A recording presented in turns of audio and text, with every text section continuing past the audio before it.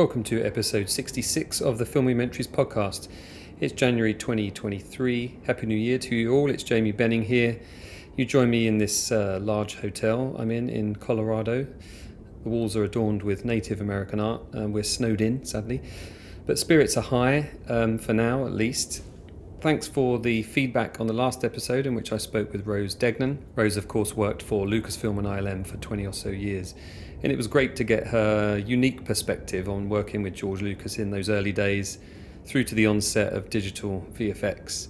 If you're new to the podcast, each episode is about an hour or so of movie history conversation between me and my guest, or sometimes guests. I try my best to let the conversation flow and, most importantly, to give them a chance to talk, because I find it quite frustrating when I hear podcasts in which that doesn't happen. There are so many hosts of podcasts out there that try and outdo their guests with their knowledge. Just ask the question, let them talk, have a conversation. So I'm always aware of that. I don't always succeed. Sometimes I accidentally butt in on people, but the intention is always there, and I hope that makes all the difference.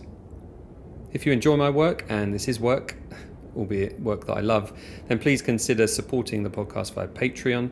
That's patreon.com/Jamie Benning. There are several tiers you can choose from, but for just about £12 or the equivalent in your country, you can support the podcast for a full 12 months. That's 24 episodes. Actually, I've done more than 24 episodes each year I've done this, because I've done a couple of bonus episodes as well. Okay, so for episode 66, I have an Oscar-winning director, but weirdly, I don't talk to him about his films at all. Instead, I talk to him about a book he's written. Unkrich is probably best known by film fans as the director of Toy Story 3 and Coco. He, of course, won an Oscar for both of those. What you might not know, or maybe you do, he is a lifelong fan of Stanley Kubrick's The Shining. For many years, he ran a website and runs a website called The Overlook Hotel, which he fills with everything he can find about his favourite film. And after 10 years or so, he's just about to release this book, published by Taschen. Yes, Taschen, the people who make those enormous coffee table books. There was a fantastic one on Star Wars, the original trilogy and the prequel trilogy a few years ago. It's limited to 1,000 copies, the collector's edition is at least, and that's the only one that's being released at the moment.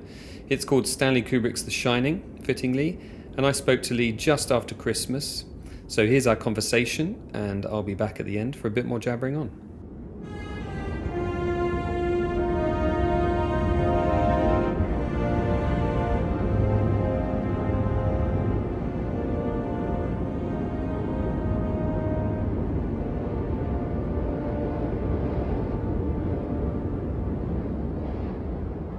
So Lee, I understand you were 12 when you first saw The Shining, and it seems to be those films that we watched between the ages of 5 and maybe 15 for me that are the most transformative. Tell me about that first time you saw The Shining and what it meant to you.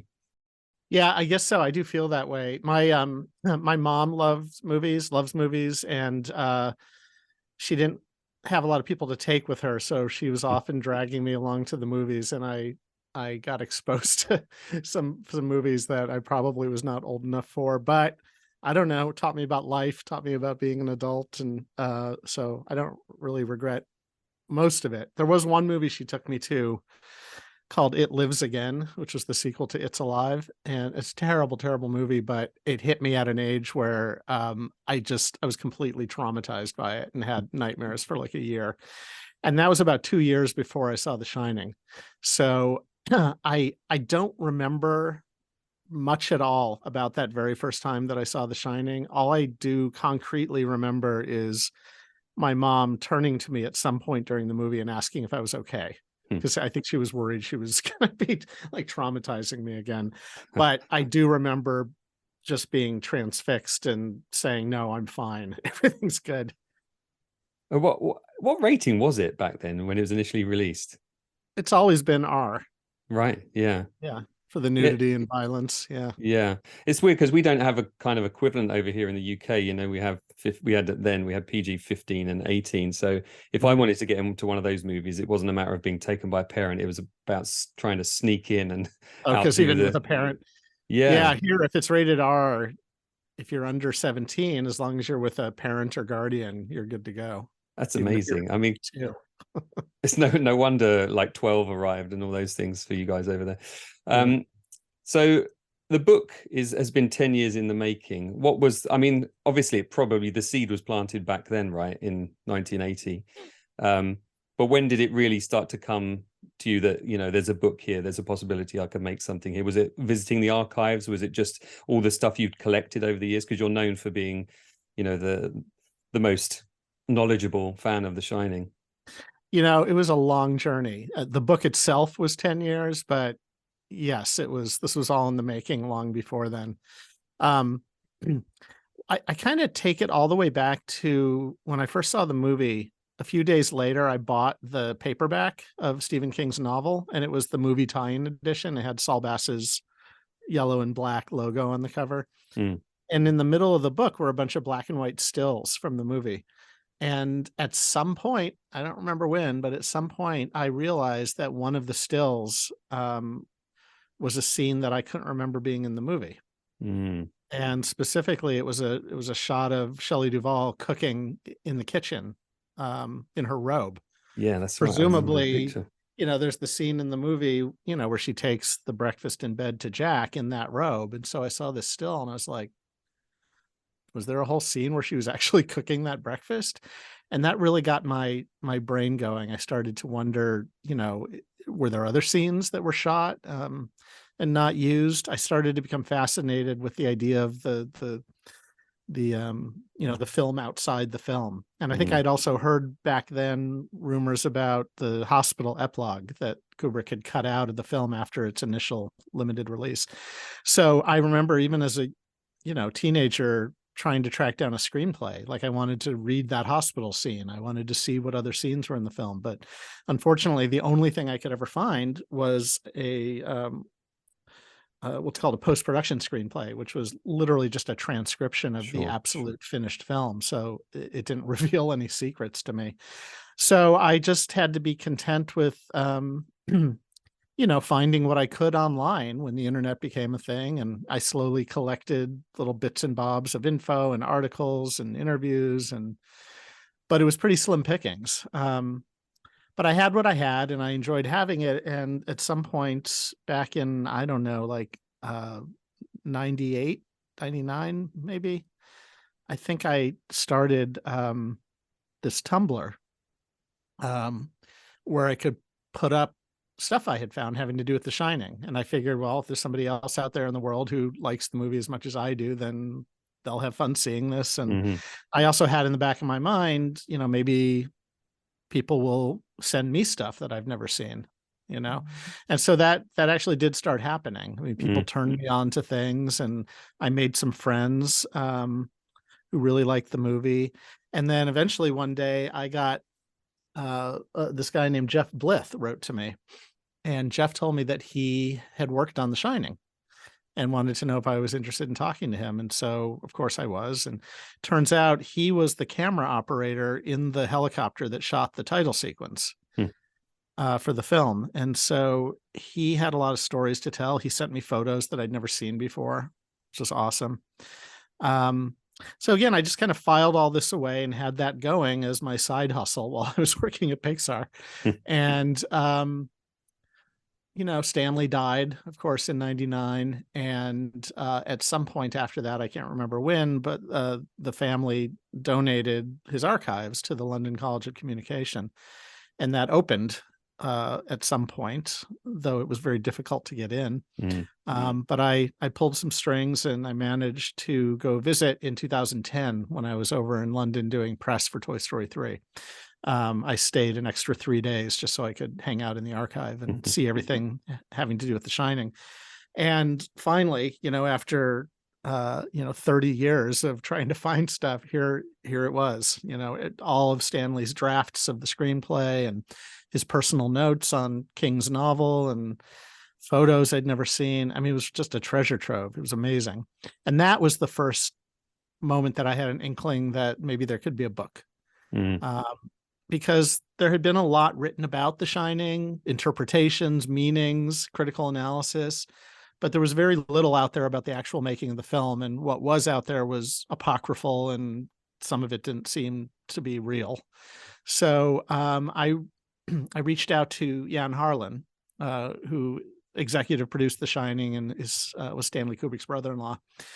And told him who I was, what my pedigree was, and that I was very interested in doing a book on the making of The Shining. And he said, "Great, yeah, we would love to do that.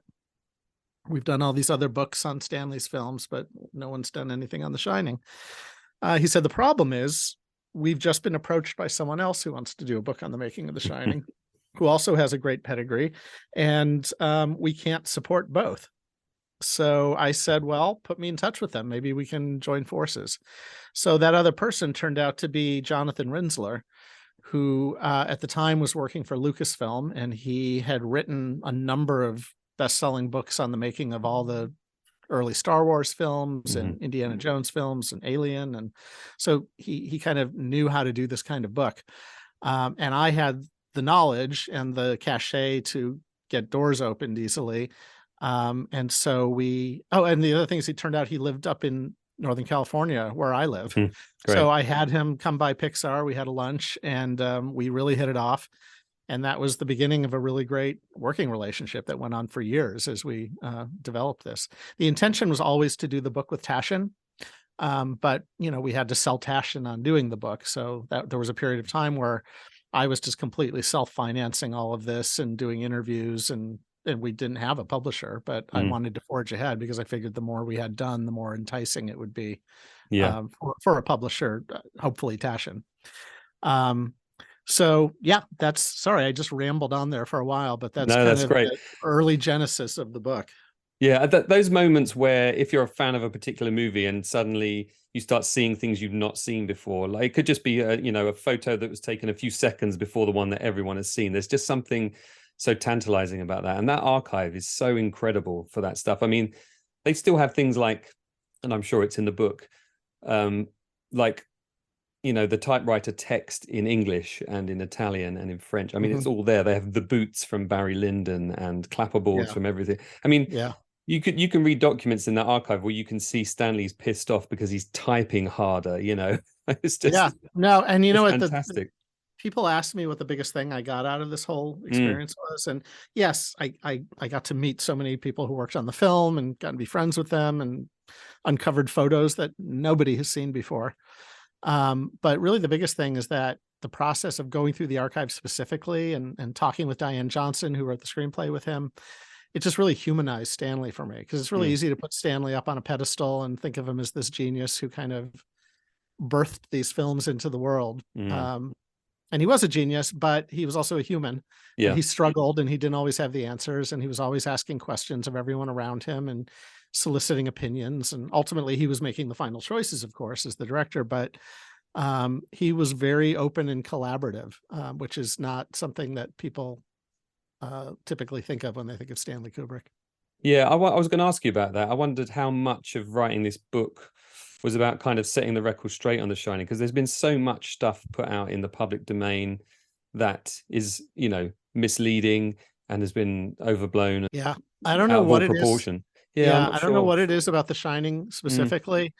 People talk about it a lot, and people, I have a standing Google search on The Shining, and almost every day there's some clickbait article about, top 10 things you didn't know about The Shining. And 7 out of the 10 are completely not true. So yes, in writing the book, I did want to set the record straight, or at least have there be a definitive, accurate record of a lot of these things. I tried not to specifically, note things that are false that are out there, but I do sometimes. I couldn't help myself. Occasionally I'll write things like, despite the common knowledge that this happened, this is actually what happened. I mean, the things that people mostly talk about are like how Shelley Duvall was treated. I see constantly, and more so lately, articles about her mistreatment, which are completely overblown and exaggerated. And I really like to leave the final word with Shelley herself, because when Shelley is interviewed, and I spent time with her as well, talking to her, she doesn't have anything bad to say about Stanley.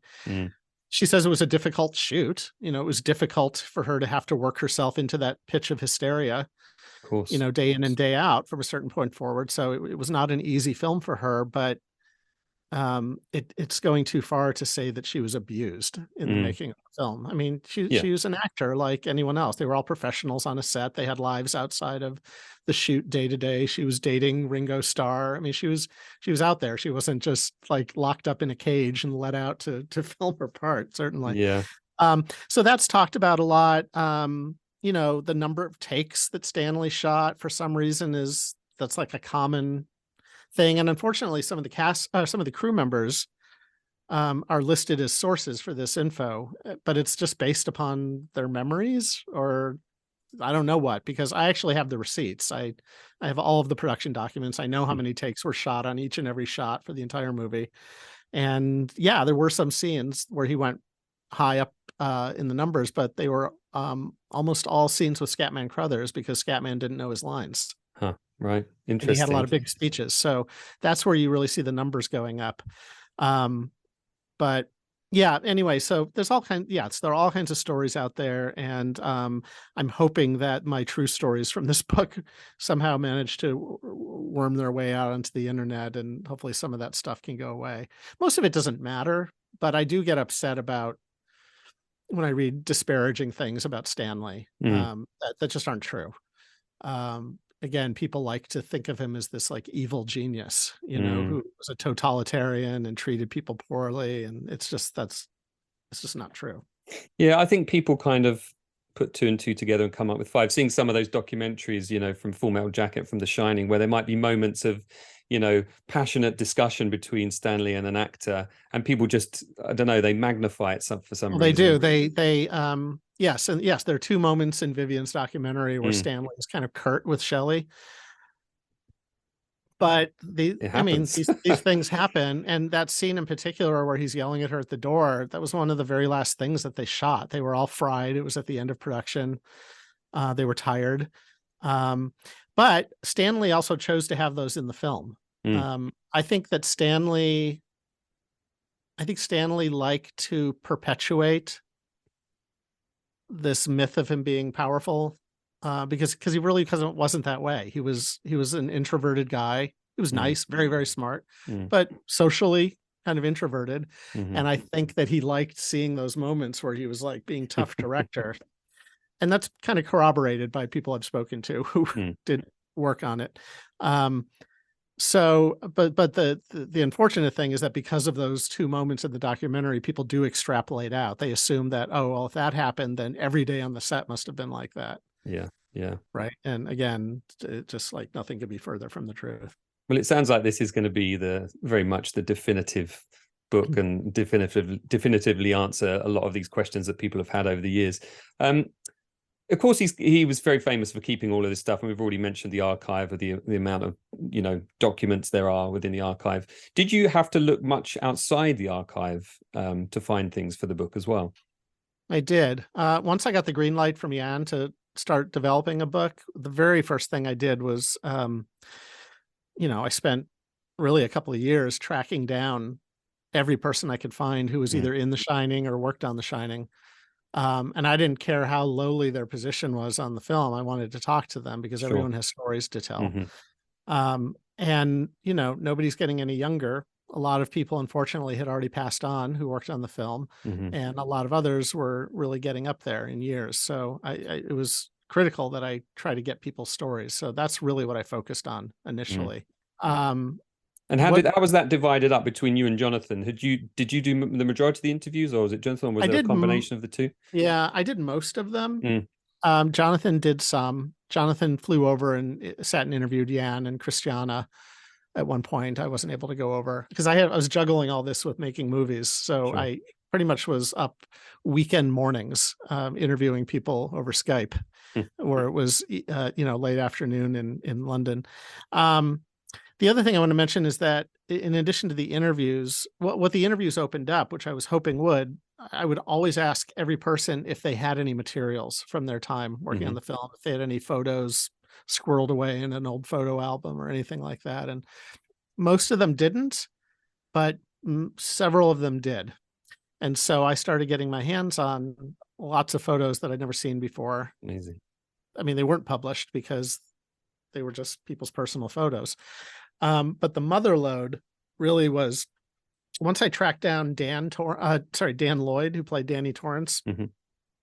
and convinced him to talk with me. He had now he's got more of a public face on Twitter, but at the time he really was like being really low key and didn't want people to know about his past. But I tracked him down and convinced him to talk to me. We're now friends. And at some point he did an interview. Like once I tracked him down, he did an interview with some British paper Mm. about being in The Shining. And they took a photo of him. They had a portrait, and he was in a cemetery, and he was holding a photo in the photo. And I zoomed in. I'm looking at the photo, and it's clearly him in the hedge maze, but it's like a behind the scenes photo. Huh. And I was like, "What's that?" And so I asked Dan about it right away, and he said, "Oh, I pulled that out of my parents' photo album. They have a ton of photos." Huh. So Yeah. so somewhere along the line there, I convinced him to introduce me to his parents. I befriended them. And then one summer I happened to be back in the Midwest. And so I drove to their home in rural Illinois and spent a day with them. And they showed me this photo album that they had. And I just about died looking through it because I was seeing aspects of the production I'd never seen photographed before. Of course, because they would have been Um, on set all the time because he was a Yeah, minor. And yeah. they weren't on the set all the time. They Right. really trusted Leon Vitali with Okay. him, but there were Sure. times they were on the set, and when they were there, Stanley was fine with Dan's dad, Jim, taking pictures. He just said, "Don't sell them or anything." There's no internet back then. Yeah. So Jim took all these photos. The photos in the album were pretty faded. So I said, "Do you happen to have the negatives for these?" And they said, "Yeah." So they they ended up sending me about 450 35 millimeter negatives. Wow. And it was really once I got my hands on those that I knew for sure we had a book, because Hmm. I knew if we were going to do a book with Taschen, it was going to have to be image heavy. And I didn't want it just to be all the same old photos we've all seen behind the scenes. So between that stash and other photos that I got from different sources, I finally had what I needed. And I just did some back of the napkin math recently, and I determined that 75% of the images across the 3 volumes of the book, not counting stills from the finished film, but take those out of the mix, 75% of the rest of the images have never been published before. Wow. And a really healthy percentage of that 75% have not been seen by more than a handful of people. Huh.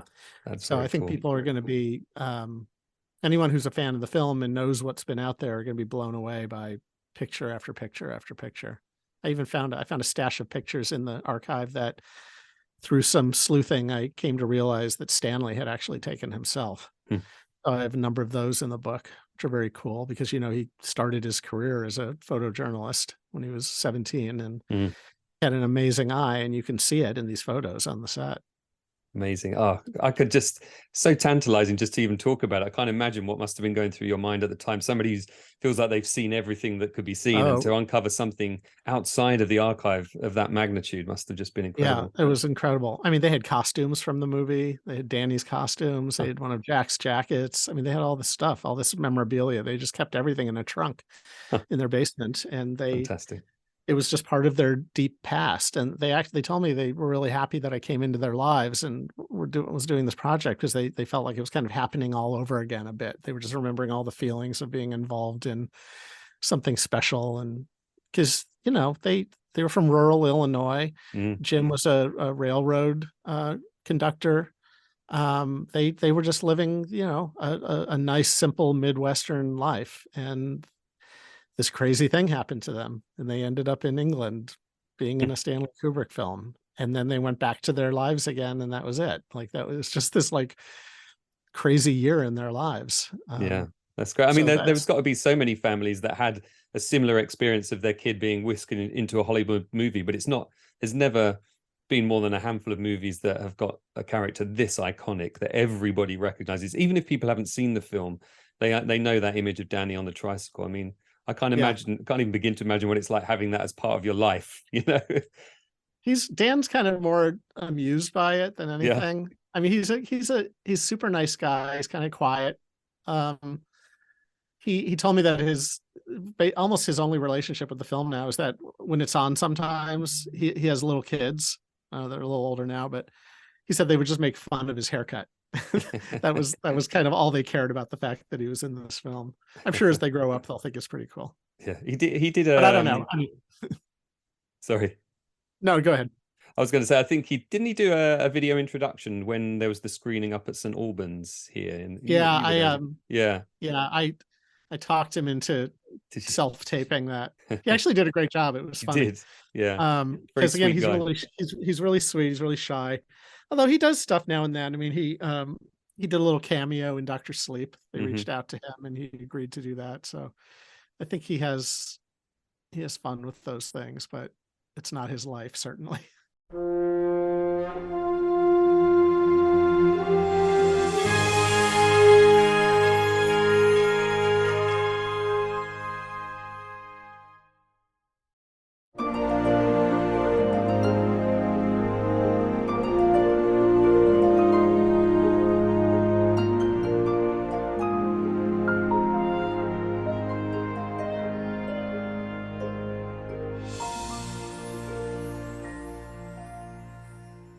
Did you manage to get on the set of Doctor Sleep at all? Because I mean, seeing some of those sets No, I wish I recreated. had.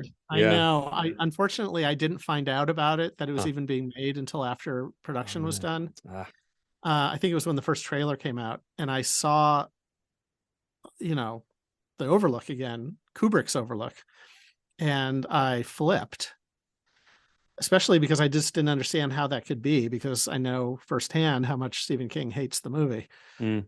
Hates Kubrick's movie.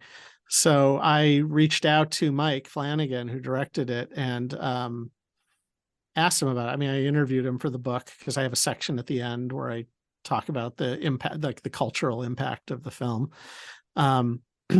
So he told me the whole story of how he convinced Stephen King to let him embrace Kubrick's, vision of the film, which was Wow. fascinating to me. And he had me he had me down to the studio to watch a cut when it wasn't quite done, which I really appreciated. But I didn't get to visit the sets. I mean, that kills me to this day, because I just would have loved to have felt just the volume of it, because I know they worked off the blueprints of the Right. Colorado Lounge, so they built it to the right scale, and it would have been really, really cool for me to be on that set. Unfortunately, it only existed for a few days. I mean, they built it, they shot the scenes in there, and then it got ripped down immediately. So, yeah, I would have loved that. And then I was disappointed. There was supposed to be an Overlook limited series that J.J. Abrams was developing, and Right. it got picked up, but then it kind of went away. So it's in limbo right now. And it theoretically was going to be embracing Kubrick's design of the Overlook, but just telling stories like deeper in its past. So again, I was hoping that would happen, because I would just love to. It would just be cool to walk into a soundstage and feel, what it would have been like to have been on some of those sets. I think it's one of those few films from that era where I feel like it's a genuine location. The Overlook A lot of Hotel people has think such that. personality. I don't know if it's something to do with the way the light comes in through the windows. I think it or is, because it's so convincingly just natural light coming in. People, I mean, I've had so many people over the years say, "Oh, where did they film that? Where did they film that movie?" And I'm like, "Well, in England on sound stages." There are only a handful of shots of the real hotel, the Timberline. There's a helicopter shot at the end of the title sequence, and then there are a few establishing shots kind of throughout the movie. Otherwise, it's all, everything close is a facade built on the back lot at Elstree. Yeah. Now a Tesco's parking lot, right? Well, the place where the facade was is still there. That Right. part of Elstree still exists, but yeah, what's no longer there are the big stages, like where the Colorado Lounge was, and the lobby, and the interior of the maze at night.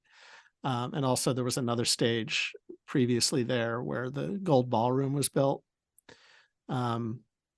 And a few other sets were in there as well, but that stage is gone. Yes, just a Tesco. It's really sad. Yeah. But I still love going to Elstree. I still love.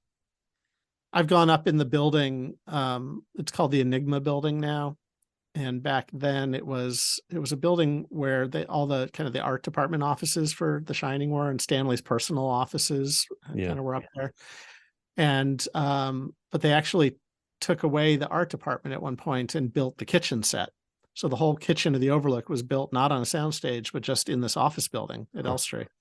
And I've gone in there. I couldn't go back to the area where the kitchen itself was, but the way into the kitchen, if you watch the film, there's a big industrial elevator.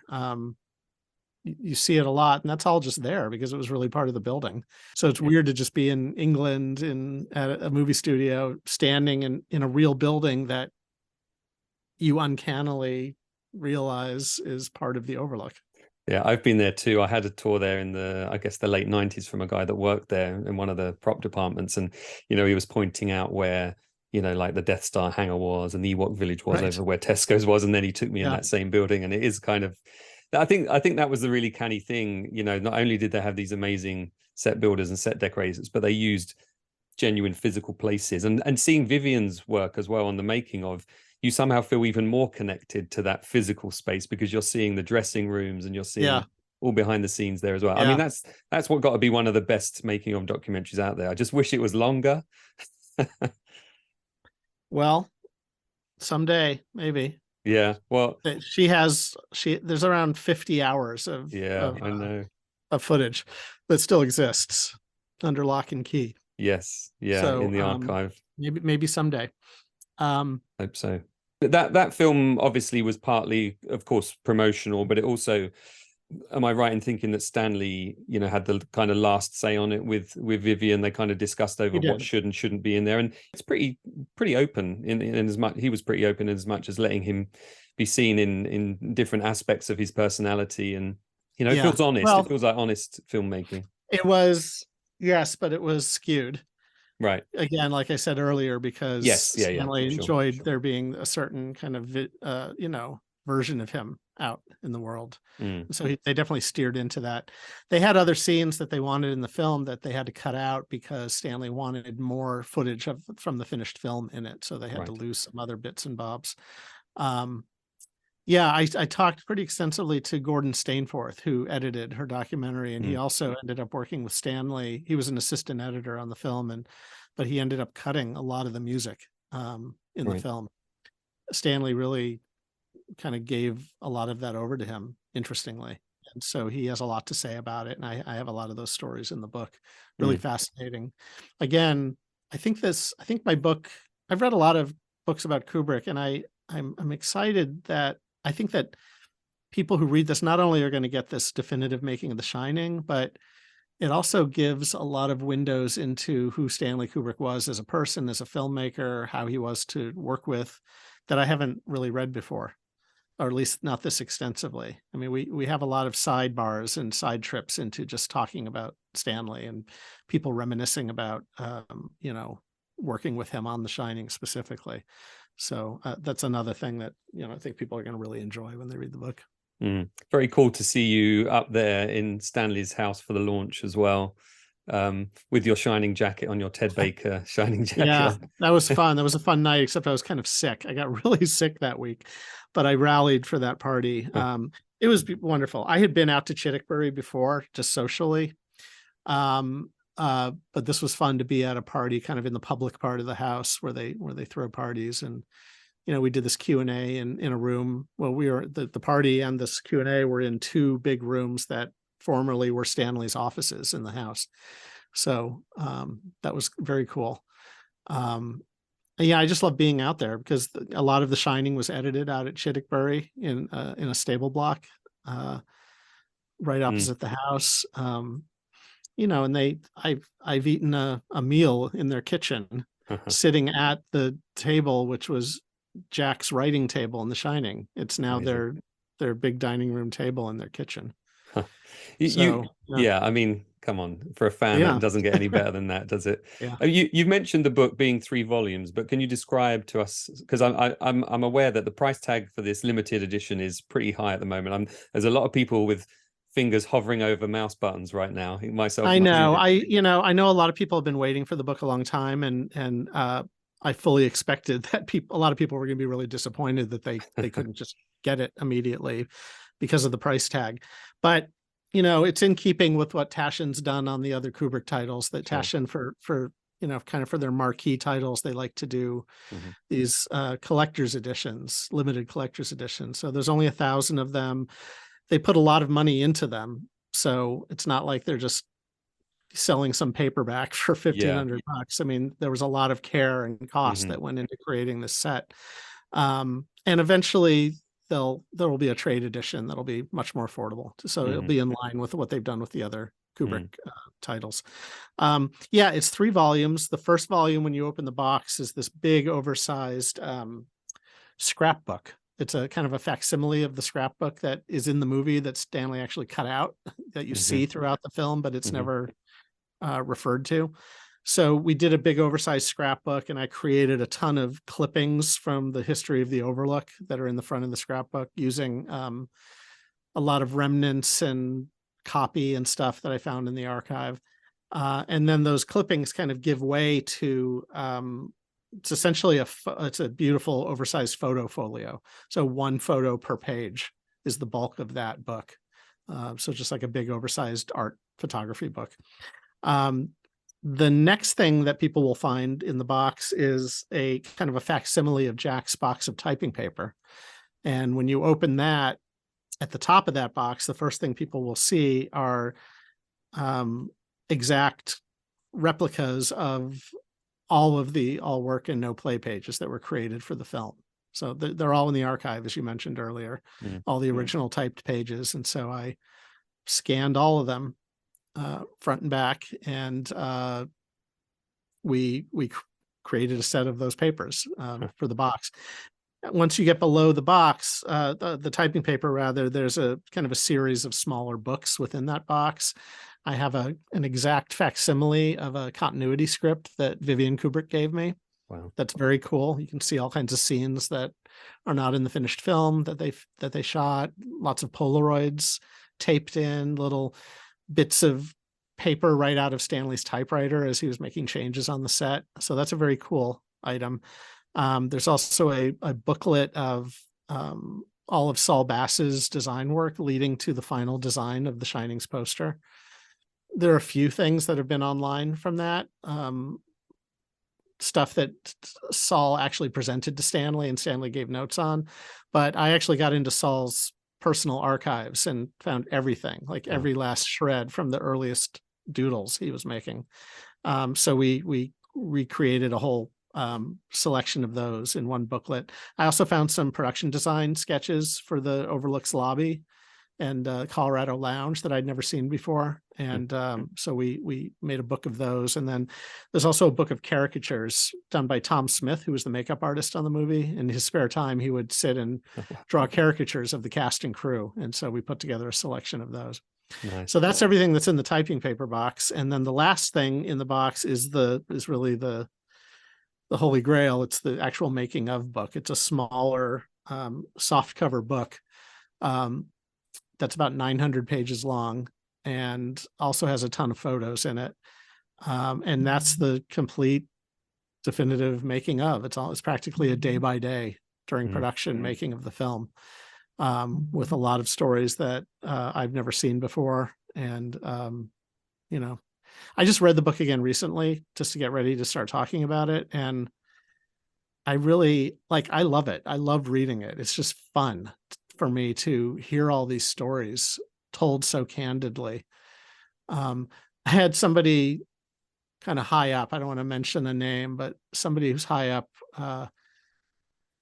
in the hierarchy of folks read it, and they were very surprised that I had spoken to a lot of these lowly crew members.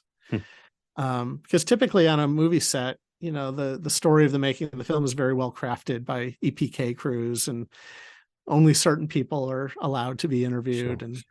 But I interviewed everybody, and I just think it's cool. I think it's cool to hear from everybody from Stanley down to a stagehand. Some of my most interesting stories came from people that you wouldn't have otherwise thought had interesting stories to tell. Yeah.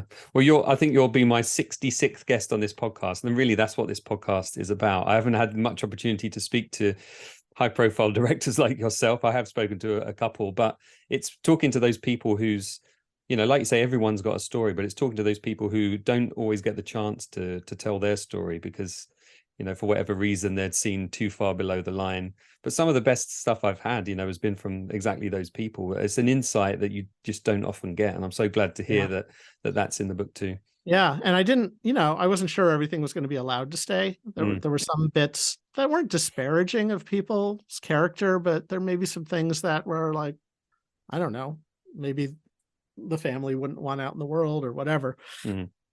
But I was only asked to make one change very early in the book, and it was a pretty minor thing. Otherwise, everything stood between Warner Brothers and the Kubrick family. They were good. Mm. So everyone gets to kind of see the full version of the story.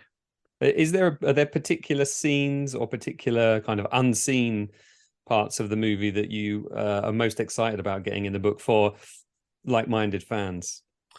Well, yeah, I mean, certainly anything having to do with scenes that were shot that aren't in the film. Mm. I mean, I think anyone would find that interesting. The famous Especially one because from the end of the end of the movie that was originally excised, as you mentioned earlier. We've seen yeah, those pictures that you put on your website, but I think that's about all that's out there. well, soon there will be more. Very cool. I actually got my hands on a number of stills, actual frames from many scenes that Stanley shot, and we cleaned them up and made them look beautiful, and they're in the book.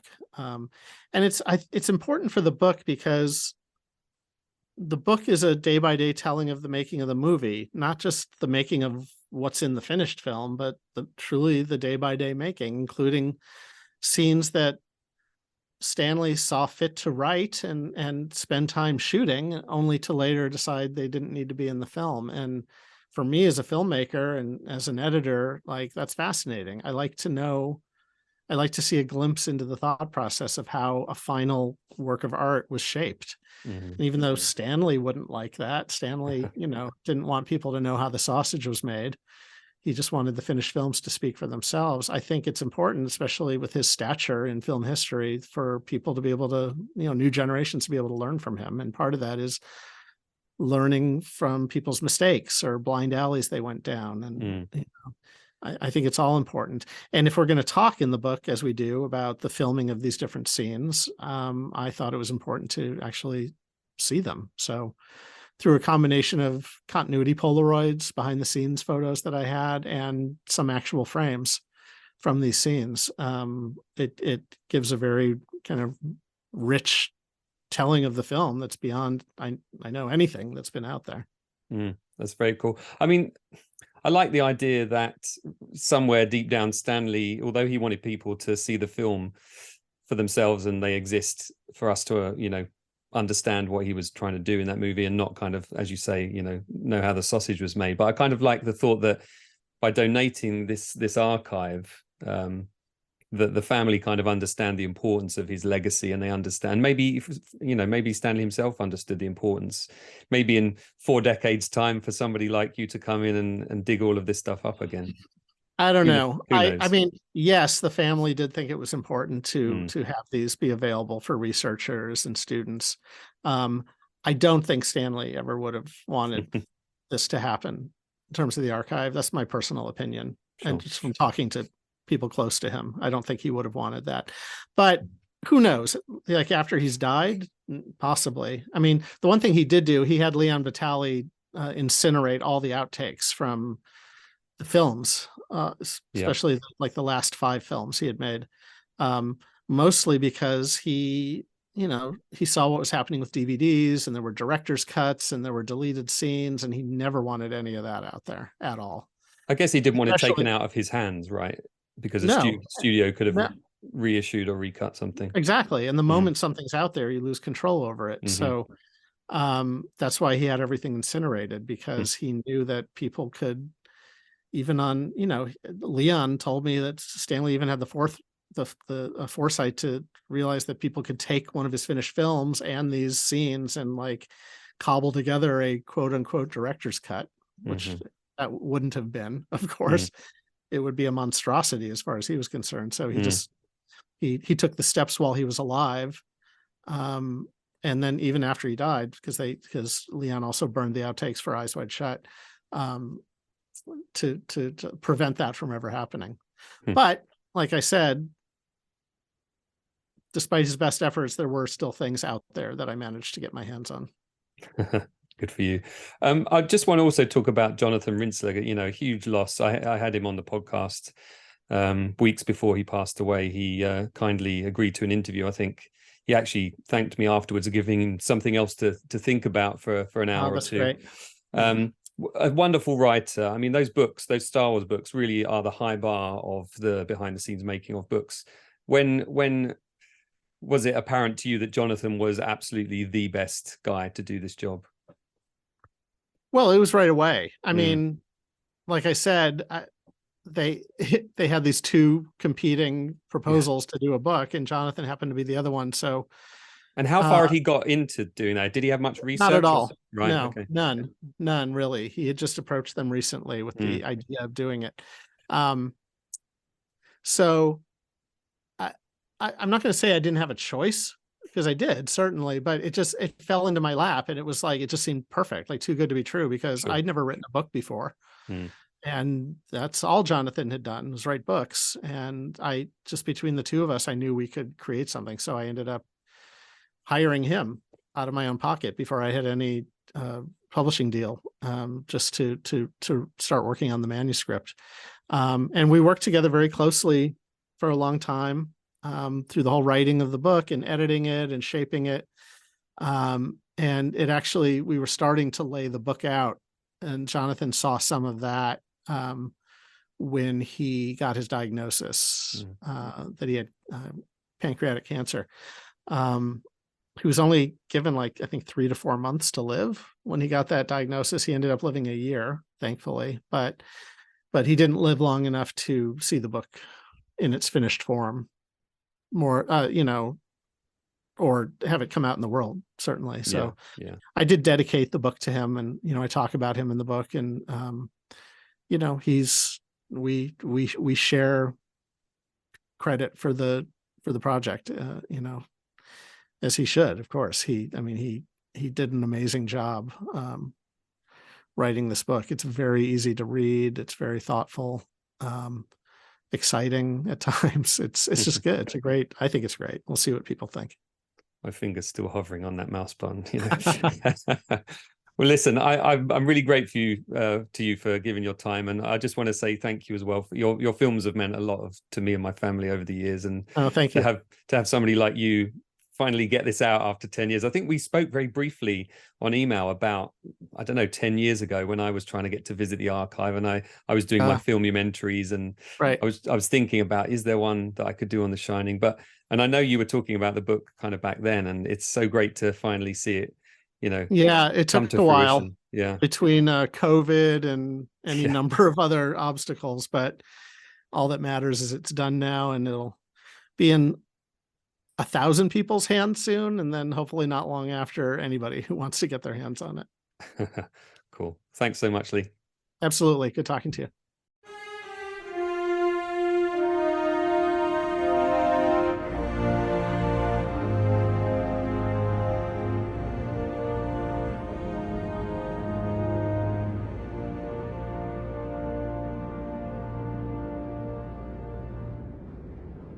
Well, I hope you enjoyed my chat there with Lee Unkrich, director and now author. Thank you, Lee, for your time. It was great to talk to you, and I'm very much looking forward to seeing the book. The preview images I've seen look amazing. My finger's still hovering over that mouse button, but I can't really afford £1,500 or even $1,500 as it is in the US. I'm sure the shipping would bring it up to £1,500 anyway. But to those of you that can, I hope you enjoy the book. And as for the rest of us, let's wait and hope that the sort of general consumer edition is out soon enough.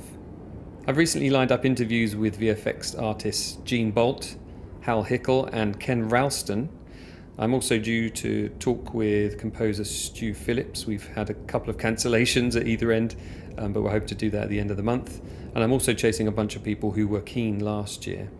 I also got a very nice Happy New Year message from the guest of episode 17, Nilo Rodis Jamiro. It's still one of the most popular episodes, actually. So I've suggested, not just for you, but for me as well, that he come back on to talk more about his amazing career. He's such a great guy, Nilo, and I feel really privileged to have talked to him because he doesn't really do interviews. Last year in 2022, Jim Maxwell and I, previous guest as well, had plans to do a special video episode.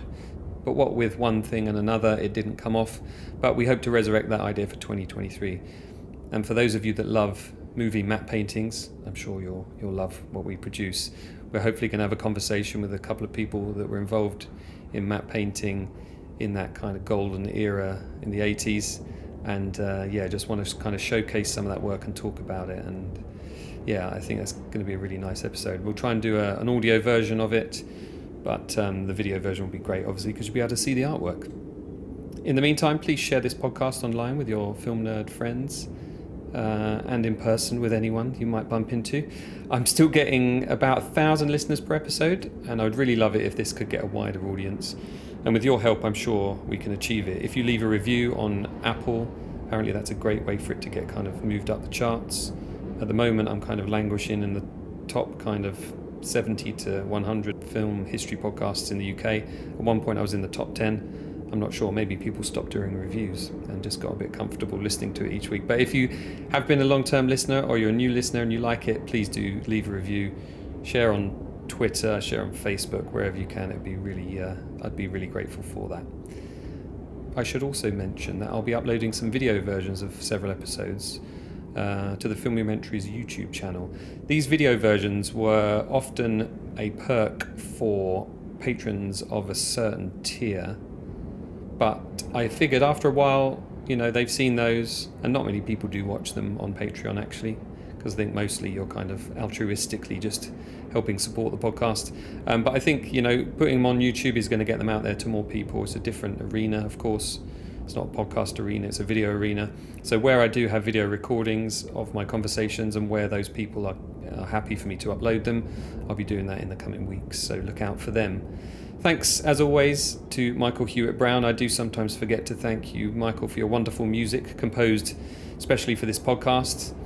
You can find Michael on MB Music, that's EMBE music.co.uk. So if you need some music for your podcast, your TV show or film, he's done all of those things. Do consider Michael. He's a great guy and he's a wonderful collaborator. Michael, I forgot to post your Christmas card through the door. It's still in my car, so maybe I'll just save it for next year. Anyway, I hope I can see you soon and take the dog for a walk and have a chat. Hope you're keeping well. As for the rest of you, thanks for joining me, and I hope you can do so again for the next episode of the Filmumentaries podcast.